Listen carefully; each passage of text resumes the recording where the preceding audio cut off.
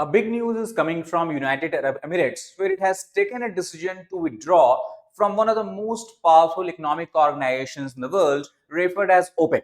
OPEC stands for Oil and Petroleum Exporting Countries. Now, many analysts across the world have stated that this decision of UAE might be disadvantageous for the other members of OPEC countries, but as far as India is concerned, it might reap dividend or advantage from such decision of UAE. So in this particular video, we will try to understand what is OPEC, what is its significance, why UAE decided to withdraw after decades of association with this organization, and how India stands to benefit from this particular withdrawal. Now, the background of this particular news, as we have discussed, from 1st May, effectively, UAE will no longer be part of oil and petroleum exporting countries or OPEC. It has taken place at the same time when the entire West Asia and Gulf region is facing the brunt of Iran war unleashed by United States of America and Israel as such. And it is in this context also we have seen that Saudi Arabia and UAE tension between them has kept growing, and it raises concern overall also about the global oil stability, because OPEC is one of the largest producing group as far as the world is concerned we can think of in the oil and gas. Now, if you try to understand briefly about the OPEC, OPEC is an intergovernmental oil organization, and a oil organization. It was founded in the 1960s after the Baghdad Conference. Now, if we talk about the OPEC, it has three major objectives with which the countries founded it. First was to coordinate petroleum policy, so that when we talk about the major oil producing countries of the region or across the world, these countries should frame their oil and gas policy, whether it is related to domestic production, whether it is related to export, all with a coordination. Ensure stable prices. For example, if crisis is being faced across the world in the oil and gas availability, in that case, OPEC members can have a meeting, and after that, they can decide to increase the overall oil production. That would be able to stabilize prices again. And third was to secure supply to consumers. Whenever war takes place in a certain region, oil supplies disrupted from particular area, in that case OPEC countries can ensure more supply to consumers by ramping up their production, and this has worked very well till now for the global oil producers as well as consumers. Now, if you talk about the founding member of OPEC, these were Iran, Iraq, Kuwait, Saudi Arabia and Venezuela. Interestingly, if you look, countries such as Iran, Venezuela, their oil production has suffered heavily, largely due to the sanctions imposed by the Western countries, and Iran, Venezuela were also for many years were not able to sell any oil in the market. So Iraq, Kuwait and Saudi Arabia, these were the not only main producers, but also we can say one of the largest seller of oil and gas in the world.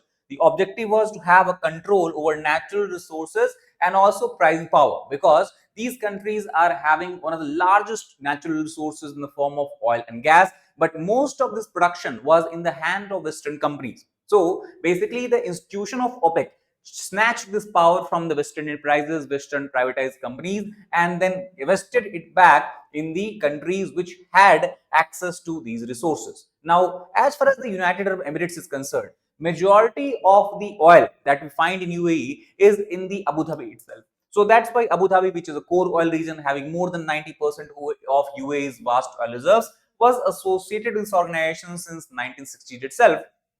But as far as the UAE as a country is concerned, it joined OPEC in 1971.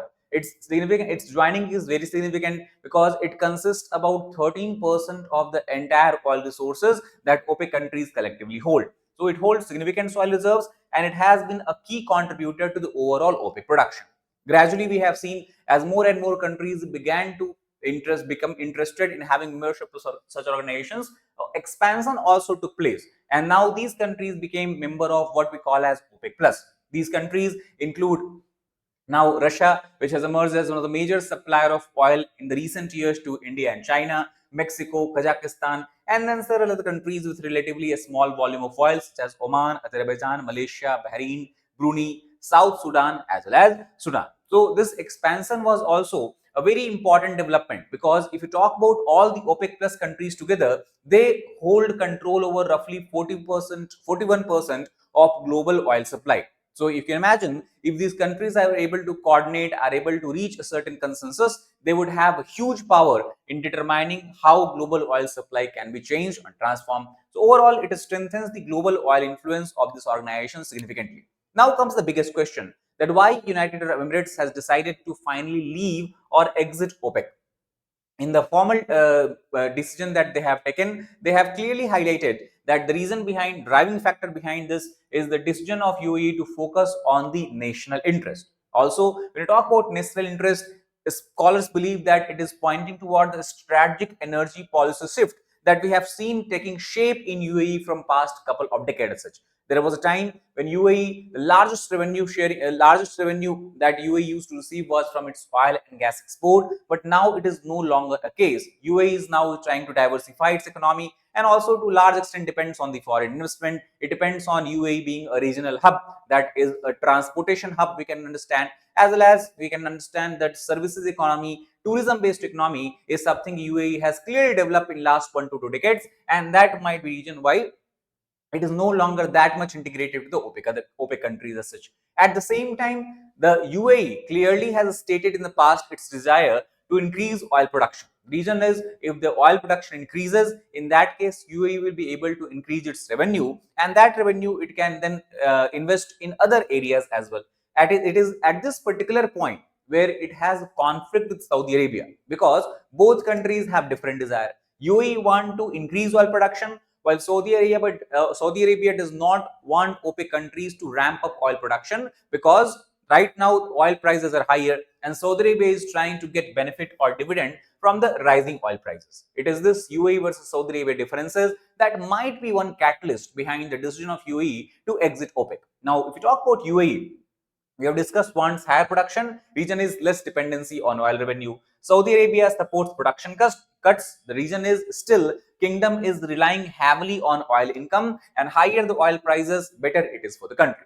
As far as the impact on OPEC is concerned, how UAE's exit is going to impact it. So obviously 13% of production capacity reduction OPEC countries would face, because UAE has control over this much resources, loss of a major producer, and it is coming one after the other. It's not that UAE is the one country that has left OPEC in the entire history. Before, we have seen Qatar leaving the organization. Before, also Gabon has left the organization as such. So thus it weakens the ability to stabilize oil prices. You can imagine that if there is a disruption in the oil supply, now OPEC countries which used to have 41% of the entire control, it has reduced to just 30%.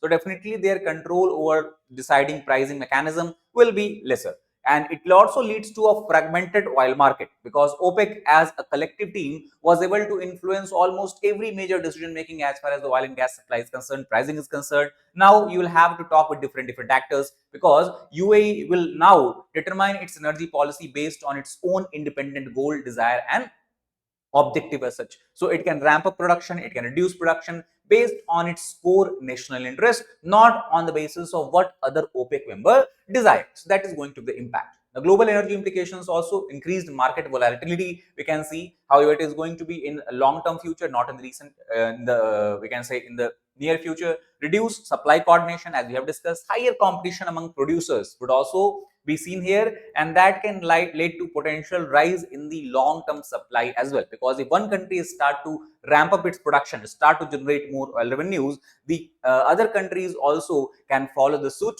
and that's why it might be a good news for the energy consumers such as countries like India and China. Now, if you try to analyze the impact on India, so it is considered as a good news for India, because India and UAE have developed a very deep, strong bond and relationship. India roughly imports 40% of its oil from OPEC countries, and within that, about one tenth, that is 10% of its oil requirement, come from UAE. Now, in the near future, we might see this number increasing, because now UAE can increase its production and would be willing to sell it to India, and that's also might lead to a cheaper oil available for India, because supply rises. As we know, it is a basic economics 101. If supply rises, the price falls. So if the oil supply increases by UAE, cheaper oil will be available to India. Improved energy security, because 70 to 80% we can consider our energy demand is met by import. So cheaper the import bill, better is for our economy, and also better bilateral deals now, we can help, we can say, we can signing with the United Arab Emirates, because now UAE is independent player. In conclusion, what we can say, that if we talk about from the perspective of OPEC, UAE exit signals weakening of the unity, the bond that was bringing all these countries together as a part of single organization. That bond to some extent we have seen weakening. Shift toward bilateral energy agreements is rising. Countries do not want to have a collective decision making power, rather they want to have independent decision making power, and they want to sign bilateral deals with any countries which they want to sell oil to. India likely to benefit in long run, again given the long standing good relationship, a strong relationship enjoyed between both nations. Global oil market may become more volatile, but at the same time flexibility also increases. So this is what we can expect coming in the coming days after the exit of UAE from the OPEC. That's all for this particular video. If you like the video, please like button, share with your friends, and subscribe channel for more content. Thank you.